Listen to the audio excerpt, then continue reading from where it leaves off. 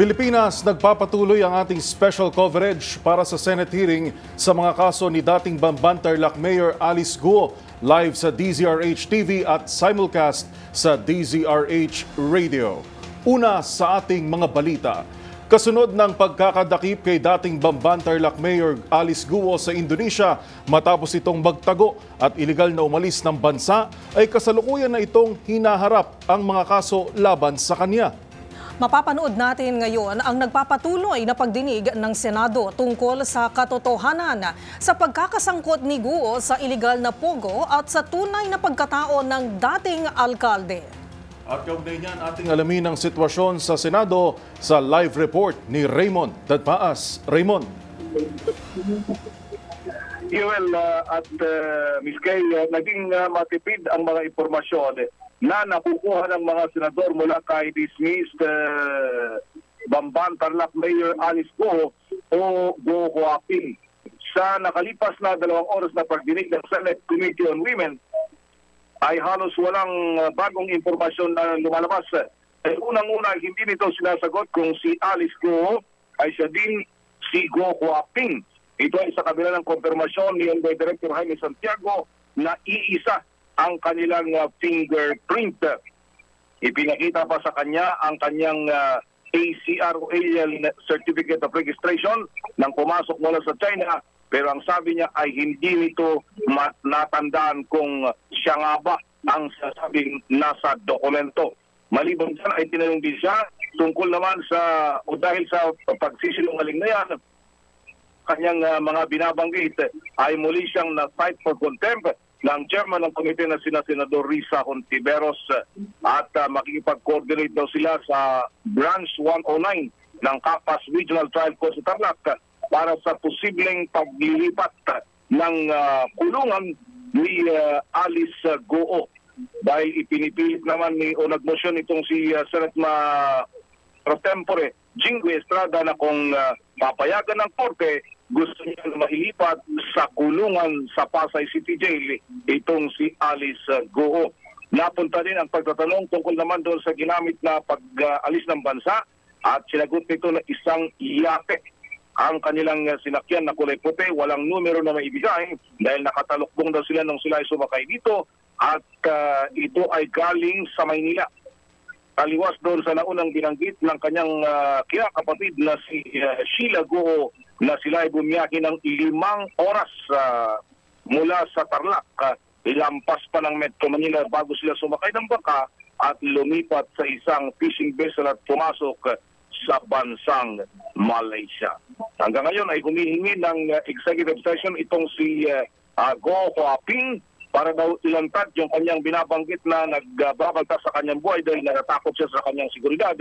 Pero hindi pumapayag yung mga senador dahil iginigit naman ni Senator Joel Villanueva na kung takot talaga itong si Guo Huaping sa kanyang seguridad, hindi dapat siya umalis ng bansa dahil mas delikado yung kanyang pinuntahan at nung sinundo siya ni Secretary Benar Abalos at PNP Chief Francisco Romel Marbil sa Indonesia ay tuwang-tuwa ito.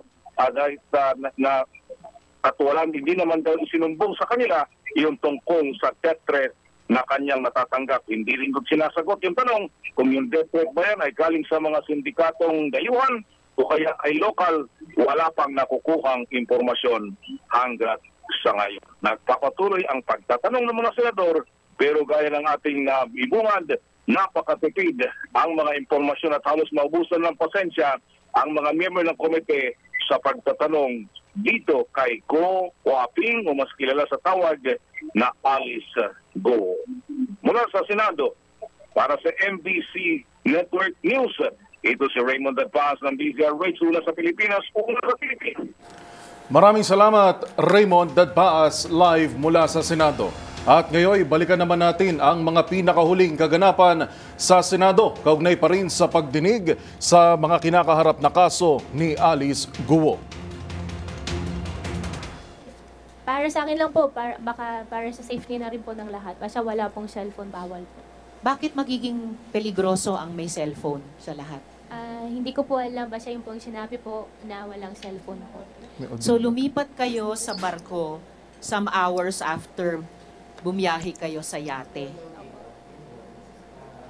Estimate number of hours Hindi ko pagkat po bago kayo ma-estimate kasi baka lumipat. magkamali po ako. Wala po akong talaga maano. Mas okay na magkamali kaysa magsinungaling. Yung honest effort to tell the truth, mas okay na magkamali. Gabi kayo umalis sa Manila? Gabi pa ba nang lumipat sa barko or madaling araw na? Ano pa rin May audio naman po sa live. Madilim pa rin. So, anong oras ba kayo umalis sa Manila na gabi? Pagdating po kasi namin ng Manila po, ikot-ikot po kami ng ikot eh. Hindi, anong oras kayo sumampas sa yate? Hindi ko po maalala nung time, pero definitely siguro mga bagong naman po mag 10 o'clock. So, bago mag-10, so mga 9 p.m. or so. And Pero then, hindi pa ako sure to be exact po doon sa time po. and then bumiyahe kayo ng ilang oras bago lumipat sa barko. Paglipat sa barko, madilim pa ba or sisikat na ang araw? Madilim pa rin po. Madilim pa rin. And then pagkasakay nyo sa barko, anong ginawa nyo sunod? Pagkasakay po sa barko po, Madam Chair, pinasok po kami sa isang room. Doon na po kami. Ilang oras kayo dun sa room sa barko? Ay, matagal po. Anong katagal? Ilang araw? Hindi ko po, siguro mga 4. 4 days? Baka 4 or 3 or 5, mga ganun. Basta matagal po. 3 to 5 days? Ilang beses kayo nag-breakfast? Ako po kasi hindi pa ako nagbe-breakfast. Okay, ilang beses kayo nag-lunch? Yung food po kasi namin, may ano po kami, siguro mga 3 or mga 4 days po siguro. Mga 4 times kasi kayo nag-lunch. Sa mga 4 days kayo doon. And then, paglabas nyo sa room, teka, 4 na araw nasa room lang kayo? Hindi po kami pinapalabas. Hindi kayo lumalabas dun sa deck ng barko? Hindi po. Hindi ba claustrophobic yan? Actually, nung nakasakay na po kami sa malaking barko, sa totoo lang, kung pwede lang matras, atras na rin ako nun. Nakakatakot. Bakit ka aatras sana? Parang nakakatakot po talaga. Ano yung inaatrasan mo? Sana. Gusto ko na pong umuwi, gusto ko na bumalik. So, ba't hindi mo ginawa? Yun nga po eh. Nagkamali din po ako talaga dun. Yung kwartong iyon, may bintana ba? Wala po siyang bintana. Meron o wala? Wala po siyang, kasi pag bintana po yung nabubuksan po, di ba? Bintana na nakakakita kayo sa labas. Meron po siya isang maliit, meron po. Okay, so anong nakikita niya dun sa isang maliit na bintana? Wala po kami nakikita po, Madam Chair. Pero nakikita niyo sumisikat ang araw, lumulubog ang araw, maaaring sumisikat ang buwan, tapos nawawala. Wala pong gano'n eh. Anong meron? Nasa site lang po siya. Kahit na, sa side makikita mo yung langit kung lumiliwanag, dumidilim. Nakikita niyo yung pagbago ng oras sa bawat araw? To be exact po, Madam Chair, hindi ko na rin po napapansin. So, basta magsabi mo mga 4 na araw. Pagkatapos ng 4 na araw na hindi daw kayo lumabas sa kwarto, paglabas nyo sa deck, sa barko, nasaan na kayo? Paglabas po namin, may sinakyan pa po kami, may sinakyan po kami sa maliit na bangka. Maliit na bangka. Nasaan na kayo nun? Yung bangka po, bumiyahe pa po kami, tapos Malaysia na po. Gano'ng katagal kayo bumiyahe? Ilan hours din po yun. Saan ka sumakay ng SP bangka? Prudent. SP Prudent.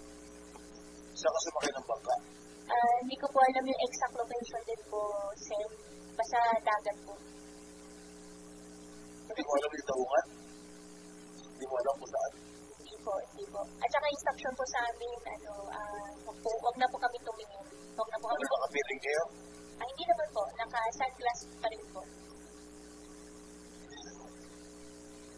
Salamat, SP Prudent. Bago si Sen Joel, tatanungin ko sa inyo sunod, sino yung mga Pilipinong tumulong sa inyo sa bawat yugtong iyon? Mula yate, hanggang barko, hanggang maliit na bangka, papuntang Malaysia. Sen Joel. lang, Madam Chair, doon sa big boat, Guawapi. Doon sa big boat, ilan kayong magkakasama doon sa big boat? Doon sa big pool po, 3 lang po kami.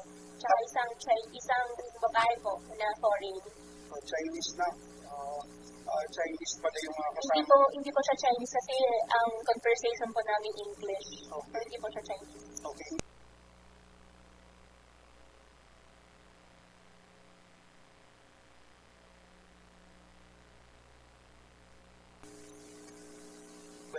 Opo. Kayong tatlo lang yun. Thank you. Salamat, Sen. Joel. So, Ms. Sheila, sino yung mga Pilipinong tumulong sa inyo makasakay sa yate? Sinong mga Pilipinong tumulong sa inyo makatakas sa Pilipinas? Madam Chair, walang tumulong po ni isang Filipino or Filipina. So, yung walang Pilipino na tumulong sa inyo. So, yung nag-iisang taong sinulat nyo sa papel, yun lamang ang tumulong sa inyo. Ito ba tao? SP Pro Tem. Ito ba tao itong sinulat mo ng Pilipinas? Understanding ko po wala. Makatakas na rin. Hindi ko po alam, pero alam ko po wala po siya dito. So, pagkakalo mo, nasaan? Hindi ko po alam, sir. Paano ka kinontak? Nag-usap po kami. Paano sila facilitate nung pag-alis mo? Bago po nangyari po yan, nag-usap po kami. Bago natin na sa Pilipinas noon, nung nag-usap kayo. Phone po kami nag-usap. Kaya nga, nasan siya? Hindi ko po alam exactly asan po siya doon. Are you sure walang Pilipino, walang government official na tumulong sa pag-iskapo mo dito sa ating bansa? Sen, wala po. Walang That's impossible. Imposible na walang tumulong sa iyo Pilipino para makatakas dito sa Pilipinas. Pero Sen, wala po talaga. Ang galing naman itong Chinese nito. Ha? Wala po talaga. Kinuha na nagkakila ng yate, dinala ka sa kung saan man yan, kung sa Malaysia o sa Indonesia. Itong tao lang ito nag-facilitate sa iyo na walang tulong mga Pilipino. Wala pong tumulong, wala pong nakatulong po ng Pilipino po, sir. Sinungaling. Salamat, SP Pro Tem. Meron ka bang binigyan ng bribe, Miss Alice? Kasi narinig ko, pakinggan nyo narinig ko ang Zoom. Have you bribed any government official para dito sa pagtakas nyo sa Pilipinas? Wala po. Narinig ko yung halagang 200 million. Wala po. Ang ibang halaga?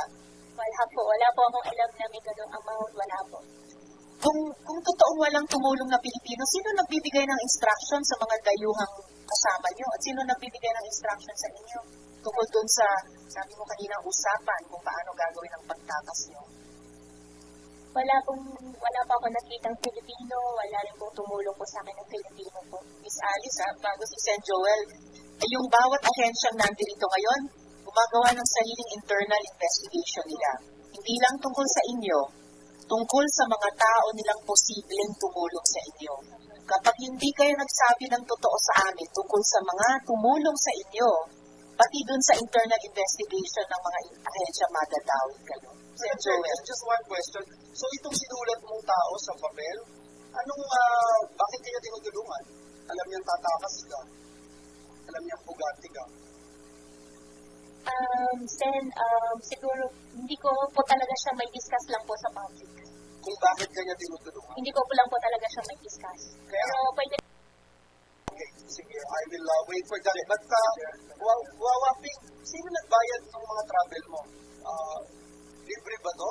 Nung sumakay ka dun sa yate, sa big boat, sa small boat, libre na to? O magkano binayad mo per sakay mo kung hindi 200 million?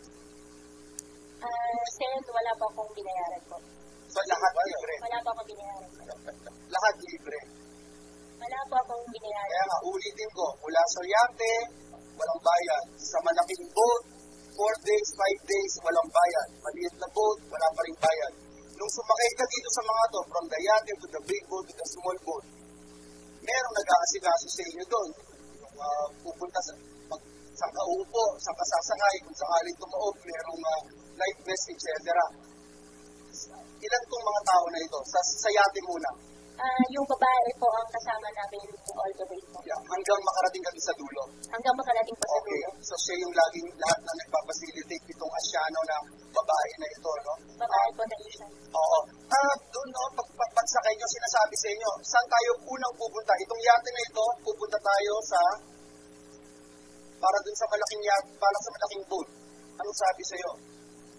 Wala na pong mga ganun discussion po. Nung sumakay ka dun sa malaking boat, at 4 na araw ka na dun sa maliit na kwarto, anong sabi sa iyo? Saan kayo pupunta? bago po kami pinasok po doon sa maliit na room po, sinabi po sa amin, between 4 to 5 days po, makakarating po. At saan kayo pupunta? Meron po siya na-mention po pero hindi ko po matandaan. Pero not our country na po. Kuwawaping, hindi naman po pwede na hindi mo alam kung saan kayo pupunta. Ikaw na nagsabi, gusto mo na kang bumalik. Hindi po pwede yun na hindi mo alam saan kayo pupunta. Sen, pasensya na po talaga. Inipilit ko na rin po yung sarili ko na ilabas po lahat sa tingin ko sa inyo. Sana rin po na humihingi din po ako ng konting unawa din po sa inyo na paniwalaan niyo po. Wala po kaso na sinampa sa'yo dito sa pagtakas mo mula dito sa Pilipinas papuntang ibang bansa. Kaya siguro, maiintindihan mo rin kami. Pagkatapos mo kaming takasan, siguro maiintindihan mo rin kami na mag-apila kami sa iyo, nahingi ng katotohanan, alam mo kung saan kayo pupunta. Alam mo kung saan ka, ano yung talagang destination mo. Para i-meet itong mga taong i-meet mo at mamaya dapat ang i-meet. At sa Kamisalis, sinabi ni Miss Sheila noon, ikaw ang nagsasabi kapag aalis kayo at saan kayo pupunta. So alam nga namang pareho kayong di nyo alam kung saan kayo pupunta at okay lang sa iyo. Majority Leader, and then SP Pro Tem. One quick question there, Miss Alice. Kung tumulong ba sa iyo na mga taga-immigration? Alam mo yung mga taga-immigration? Immigration, wala po. Government officials, wala rin po. Filipino, wala po. Wala pong tumulong. Matanong ko lang, Madam Chair, si Commissioner Francisco. Commissioner, kumakalat na po yung balita galing kay Secretary Remulla, yung boss, na pinagita na raw kayo. Is this correct? Good afternoon, Madam Chair. Commissioner. Tama ba yung Commissioner na na-receive ko na po from through the post sa media, but I have not yet been officially informed now. Informed that you are being released or being transferred to another post o wala? Not yet, Your Honor. Pero aware kayo na there is a certain move to replace you as the head of the Bureau of Immigration. Through the media, Your Honor. Kailangan po, just to make that of record, Madam. Salamat, Majo. But I hope, Commissioner, mag-stay on pa rin kayo sa aming hearing habang tumatakbo ito ngayong maghapon. We need all the agencies on board sa aming investigasyon. Yes, Your Honor. Salamat, Commissioner. Yes, SP Pro Tem. Itong pangalan na sinulat mo, ikaw ba humingi ng tulong sa kanya o kung saan siyang tumulong sa iyo? Humingi po ako ng tulong po. Actually, hindi tulong po yung hiningi ko po sa kanya. Ano hiningi mo? Actually, to be exact, medyo pinagsalitan ko po siya na hindi maganda. Ano yun? Ano yung hindi magandang pinagsalitan mo sa kanya? Siya yung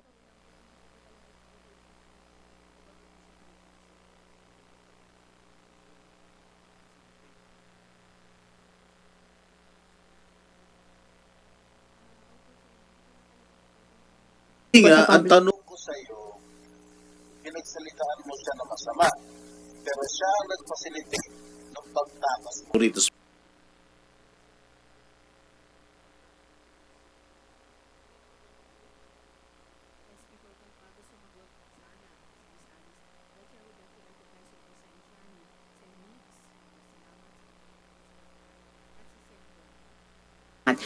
Pakisagot na yung tanong ni SP Pro Tem. Kinailangan pa niyang itanong ng 2 beses. Oo nga po eh. Pero katulad po nung na-mention ko po kanina, hindi ko po talaga siya pwede i-disclose lang po sa public. Madam Chair, isa lang.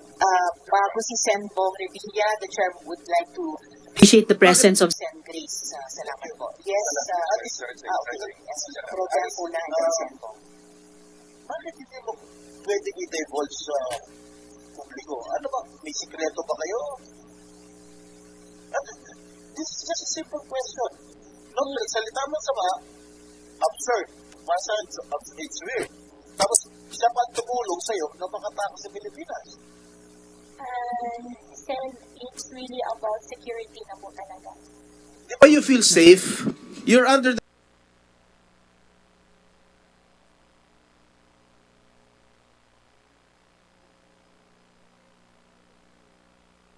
everything here. Sen, you know. andito po ako, safe na safe po ako, alam ko po Oh, yes. yun. Oh. Pero pagkatapos po ng session, paano po ako? Yun lang doon po nagwa-worry. Ayaw ko po mag-disclose po sa public. Nandyan ang police, nandyan ang FBI, we will protect you. Just as long as you tell the truth. At saka Miss Alice, yung papel, yung pangalan na sinulat mo sa papel, actually lumabas na yung pangalan niya sa hearing eh. Tinanong ko na kayo tungkol sa taong yan. Nasaan ba siya ngayon? As of today, hindi ko po alam na saan po Nasa siya. Taiwan, Madam Chair. Okay, SP Pro. Okay, Isa lang. Itong taong binanggit mo. In line with ano? Yes, oo. Itong taong sinulat mo, holder ng 5 passport to. Are you aware of it? Sen, hindi po ako aware na holder Yes, po siya ng 5. Holder ng passport ng KITS, Nevis, China, Cyprus, Dominica, tsaka Cambodia. He's a holder of 5 passports. And based from the information I received, he's now in Taiwan. Now, please, ako nakikiusap ako sa iyo. Kami sa committee to nakikiusap sa iyo na magsabi ka lang ng buong katotohanan. We are here to ferret out the truth. The whole truth and nothing but the truth. Yung tanong ko lang sa iyo, napakasimple. 5 passports. Sino ang humingi ng tulong? Ikaw ba humingi ng tulong dito sa taong yung pangalan sinulat mo? Sige na. Sen, hindi po tulong po yung hiningi ko po sa kanya talaga. So Pinagsalitaan ko po talaga siya ng hindi maganda. Ano nga? Doon po nag-start. Why did he or she felicitate your escape from the country kung pinagsalitaan mo siya na masama? Yun lang naman eh. Bakit siya nag-facilitate? Siguro po dahil isa na rin na sa tingin ko lang po, no, baka nagigilty na rin po siya. Nagigilty saan? Opo. Saan nangyayari po ngayon sa akin? Dahil, ko lang po. Bakit siya nagigilty? Bakit siya nagigilty? Sen, kung okay lang po na hindi ko po siya disclose po sa public. It's not okay with me. Ikwento mo na. Total, nandito na tayo lahat. Pasensya na po, Sen. I refuse to answer po for my own safety po. SP Pro Temp, gusto mag-interject. Yung safety mo, sagot na namin. Isa lang, sagot. Isa lang tanong, isa lang. With the indulgence of SP Pro Temp, Senbong. Jing, isa lang. Tumakas ka ba o itinakas ka? Anong difference? Ikaw ba yung tumakas, Miss Ikaw Alice? ba O yung taong tumakas ito o sa papel, itinakas ka? tinakas ka niya?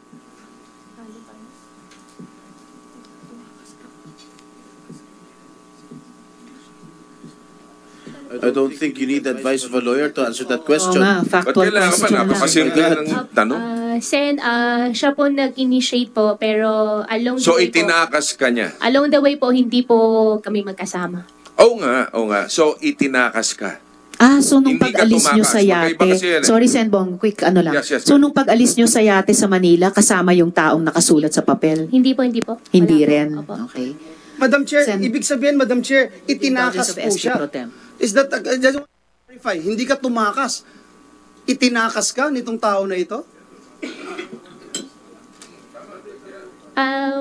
Hindi. Ang nangyari po dyan, Desisyon mo ba na umalis o ang taong ito ang nagdesisyong umalis ka?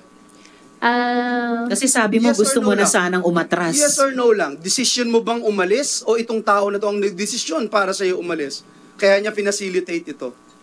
nung una po siya po nagdesisyon po para sa akin. So, Nung una. Nung una Tapos po. nung pangalawa, ikaw Nung na rin. pangalawa po, dahil meron po ako ulit ng mga naririnig, nababalitaan po, natatakot na po ako din talaga. So ikaw sinabi mo sa kanya, nagsalita ka ng masama sa kanya. Hindi ka natakot sa kanya noon dahil nagsalita ka ng masama sa kanya. At parang sinasabi mo, nung una siya ang nag-initiate na ikaw Opo. ay tumakas. Hindi ba ito ang mastermind mo? Itong mastermind ng lahat na ito? Amo mo ito? Itong tao na ito? Sen, wala po akong amo. Okay. So, Ikaw ang big boss ng Ikaw lahat ang big ng boss ng Pogo lahat. sa Bamban? Hindi rin po ako big boss ng Bamban. Ano ka? Kung hindi ikaw ang boss, kung hindi siya ang big boss, anong papel mo, Miss Alice, sa Pogo sa Bamban? You are under oath, ha? At ang dami nang lumabas sa pagdinig na ito. Madam Chairman, doon sa Pogo, sa Bamban, Ang participation ko lang po doon ay yung lupa na dati po sa akin. No. We've gone way beyond that na.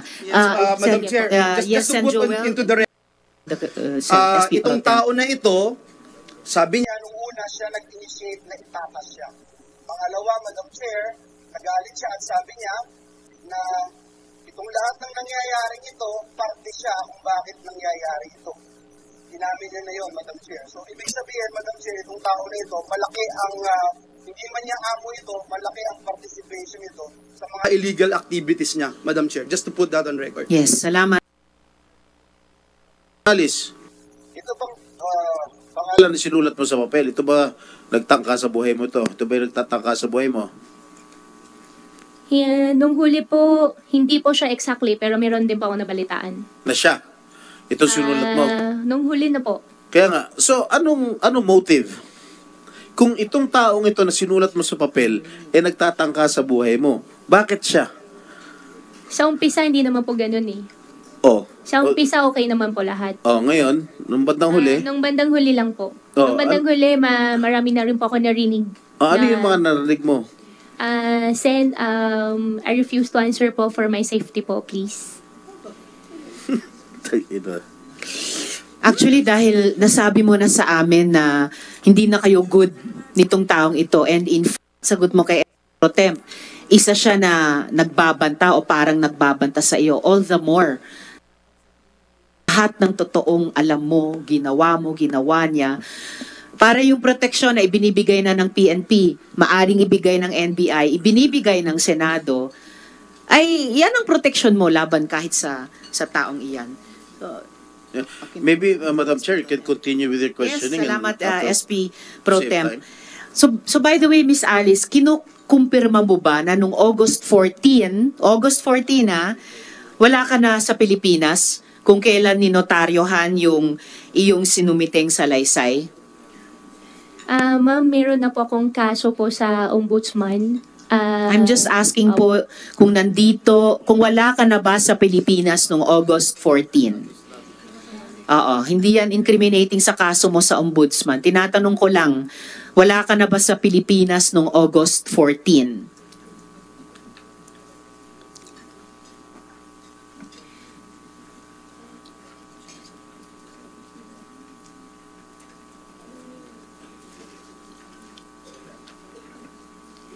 Sen, under investigation na po yung issue po about po doon. No. I'm just asking, nandito ka ba sa Pilipinas nung August 14? Sen, hindi ko po siya isasagot kasi mayroon na pong kaso po sa akin about it po. Kailan kayo umalis sa yate? Anong petsa?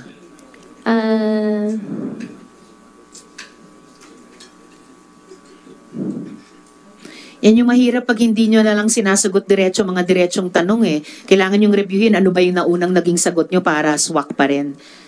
Anong petsa nung pag-alis nyo sa yate? To be exact, hindi ko po alam yung anong date po talaga, pero anong July buwan? po yun. July? Opo.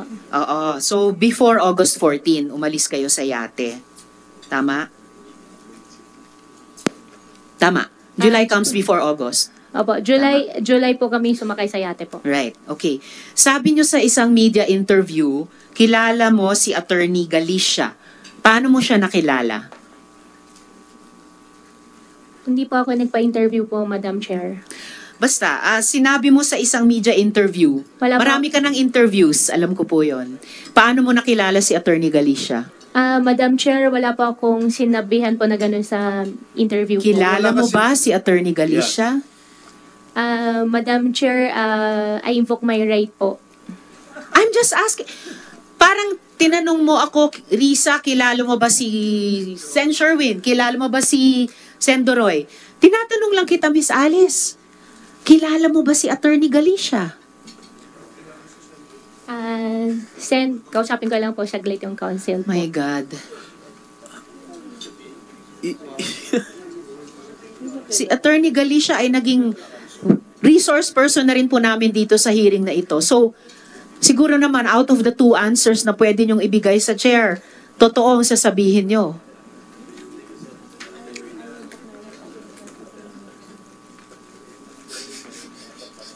Yes, Miss Alice, kilala nyo ba si Attorney Galicia?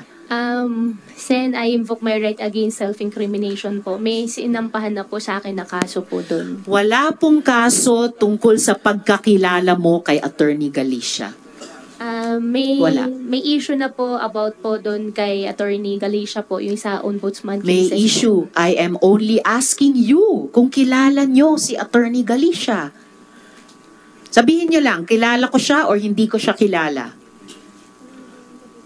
I don't think that is an incriminating question, Madam Chair. Yes. Maybe we can even ask the lawyer if that question is incriminating. Oh, anong case? Ayon, tinatanong ng mga colleagues ko, ano yung case na sinasabi mong incriminatory ang tanong na ito kung kilala mo si Attorney Galicia? Po. Ombudsman. Anong kaso sa hindi ombudsman? po pala sa ombudsman, sa DOJ po. Yung kaso sa DOJ on human trafficking? Opo. Wala pong kahit sa mga tanong namin, walang kinalaman ang pagkakilala mo o hindi kay Attorney Galicia sa mga charges ng human trafficking.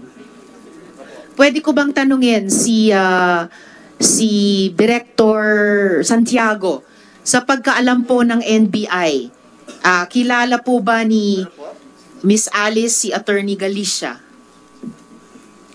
Mayroon pong interview na tinanong siya at sumagot siya na kakilala niya. Okay, salamat Director Santiago. So hindi lang po ako ang nagsasabi from our NBI resource person, no less the director, meron kayong interview, sinabi nyo, kilala nyo si Attorney Galicia. Madam Chair, wala po ako interview po about it po. Okay, Attorney Galicia, any comment? Dun sa interview na nasubaybayan ng NBI, sinabi doon ni Miss Alice na kilala ka niya. Any comment po ba doon? Madam, yung mic nyo, Attorney. Ito po. Madam, allow me, Your Honor, to claim the confidentiality of the executive session. Ang executive session po, gaya ng sinabi na kanina, ay may kinalaman sa national security and public safety. Yung usapin ba na kung kilala kayo o hindi ni Mayor Alice, wala pong kinalaman doon sa pagkaalam ko. Attorney, I really hate to do this to you, pero it's clear, at least to our committee, na you notarized the affidavit of an affiant who was not within the jurisdiction of the Philippines. At kung hindi mo sasabihin ang buong katotohanan and explain yourself, I'm sorry, pero nagmumukhang you will be left holding the bag. You will be left holding the bag, Attorney Galicia.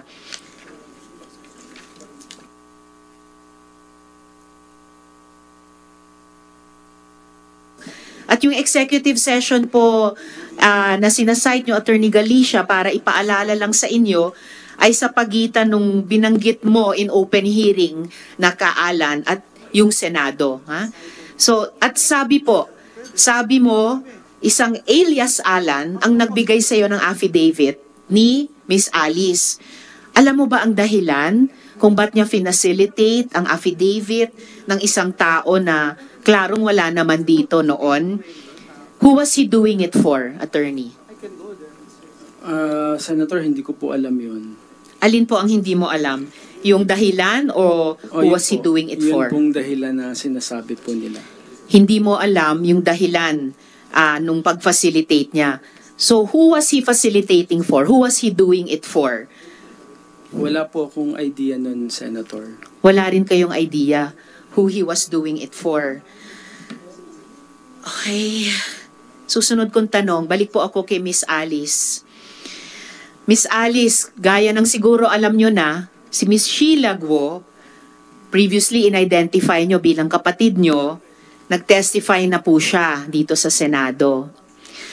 Tinanong ko sa kanya nung hearing kung kilala niya si Mayor Liseldo Calugay. At ang sabi niya, si Mayor Calugay ay kaibigan mo daw. Pwede mo bang i-describe kung ano yung ugnayan mo, ano yung relasyon mo kay Mayor Calugay? Madam Chair, kakilala, kaibigan po. Kakilala at kaibigan. Alam ba ni Mayor Kalugay na simulat sa poll na umalis ka ng Pilipinas nung first or second week of July? Inulit mo rin lang, kanina lang, July ka umalis. Alam ba niya yon? At isa ba siya na sinabihan mo na paalis ka sa Pilipinas? Madam Chair, hindi po. Wala siyang Alin ang alam, hindi? wala rin po akong pinagsabihan. So, hindi niya alam na umalis ka at hindi mo rin siya sinabihan. Akala ko ba kaibigan mo siya? Bakit hindi mo man lang siya sinabihan? At paano hindi niya alam? Wala po akong pinagsabihan kahit sino po for my own safety na rin po. Wala kayong sinabihan.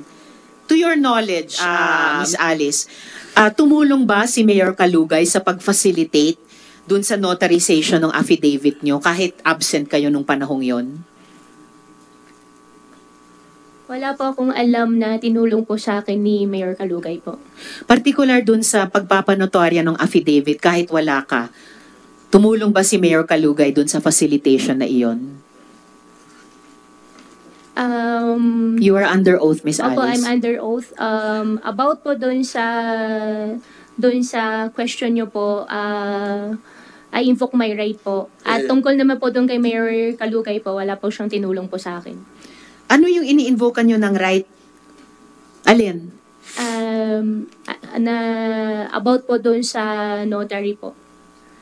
Ini-invoke nyo yung right against self-incrimination dun sa tanong na kung nag-facilitate si Mayor Kalugay sa notarization?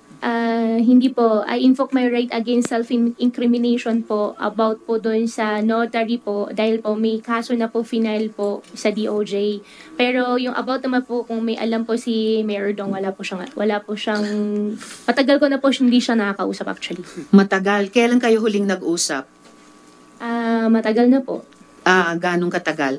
SP Pro Tem? Yeah. Madam Chair, kung naalala nyo, nung huling hearing, Madam Alice, di ba tinanong ko sa'yo, meron ka bang karelasyon na politiko, congressman? Opo. Di ba tinanong ko sa'yo, may karelasyon ka ba? Wala po. Senador? Wala po. Mayor? Wala po. Sigurado ka? Di ba, Sigurado tanong ko po. sa'yo, meron ka bang relasyon na mayor sa Norte? Wala po. Ha? Wala po.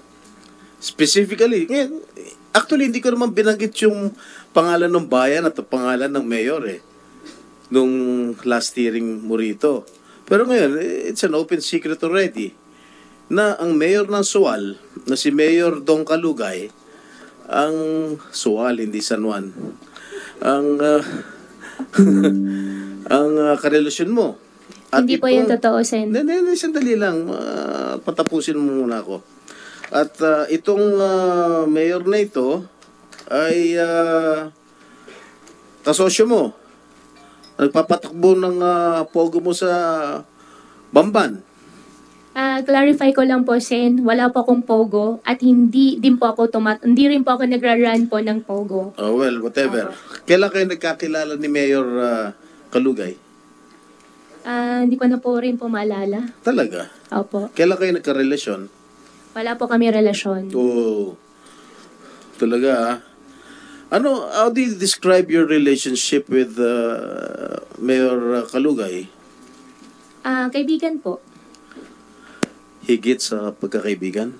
Kaibigan po. Ibigan? Kaibigan, friend po. Okay. Okay, tinulungan ka ba ni Mayor o yung mga tao ni Mayor upang magtago o para di agad mahanap ng mga otoridad? Wala po, hindi po. Ganon? Ito, meron akong picture na papakita sa iyo. Ito si Mayor Kalugay. Correct? Ito ikaw to, diba? Hindi ko po masyado makita po. Bibigay ko siya mamaya. Opo. Kailan ang birthday ni Mayor? Birthday po ni Mayor. Kalugay, boyfriend mo? Sen, hindi ko po siya boyfriend. Kailan ang birthday niya? Hindi ko po alam kailan birthday niya. Oh.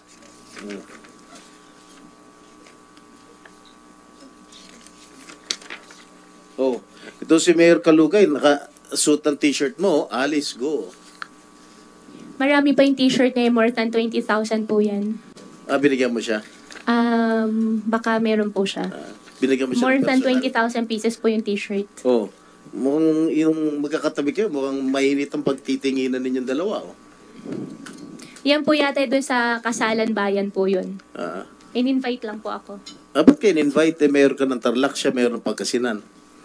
Kasalan Bayan po parang ano po yung invitation Kasalan po. Bayan ng Suwan o Kasalan Bayan ng Bamban? Kasalan Bayan po ng Sualian. Oh, ba't ka na-imbita?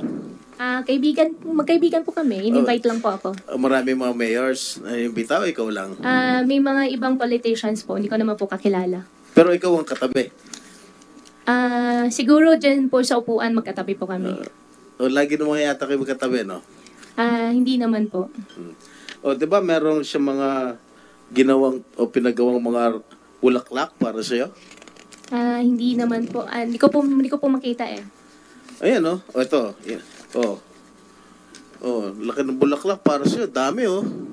Sana all. Tapos tinanggap mo. O. Tama?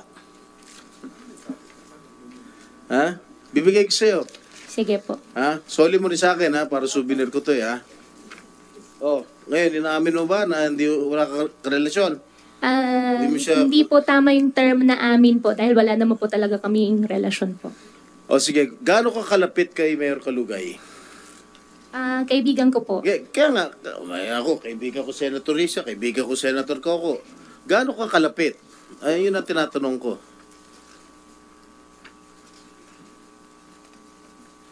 Based on the picture at hand. Opo. Hindi, gaano ka kalapit? Kakilala po, kaibigan po. Ika nga, marami naman tayong kakaibigan dito. Ikaw, pwede rin kita maging kaibigan. Gaano ka kalapit kay Mayor Kalugay? Hindi ko po alam paano po kayo mag-gauge po na kung kano kalapit. Hindi, nagsasabihan ba kayo na sikreto? Hindi naman po. How far is your relationship? Magkaibigan po kami. Magkaibigan lang. So, Opo. yung parang normal na kaibigan. Opo, magkaibigan po. Sige. Mamaya, babalikan ka dahil hindi pa tapos si Madam Chair, eh. Opo. Salamat, SP Pro Tem. Yeah, after you. Salamat po. Tatanungin ko naman muna ngayon si Miss Cherry Ordonia Medina. And then, may dalawang huling tanong ako kay Miss Alice sa puntong ito bago buksan ko na muna yung floor sa mga kasama kong senador. But, gusto kong lang i-make of record, no? Nililinaw ko po para sa kabatiran ng lahat na habang si Miss Alice ay in contempt sa Senado, mananatili siya sa PNP custody. Kung mag-post bail siya, dadali na siya dito sa Senate. At yun yung bahagi nung i-coordinate namin sa korte na may kinalaman sa detention niya sa ngayon. Madam Chair. So, Madam Chair. yes, before I